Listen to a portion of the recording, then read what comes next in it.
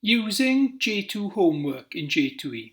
So once you've logged into Hub, you're looking for the Just Too Easy tile, which will be on the home page.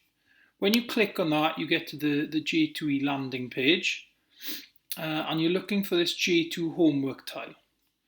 Once you click on that, you will see a list here of homework that has been set by your teacher. Okay, and it'll tell you there may be a date that you have to give it in by. Now, on the right-hand side, there's a little drop down. If you click on that, it'll give you a link to the homework that you have to do. Okay, so it could be an online worksheet that you have to complete, or a link to a website that you need to read through and then do some work on it, or whatever your teacher set, they will give you instructions around that.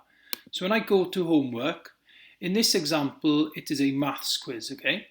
So we go through and complete the quiz and then submit it.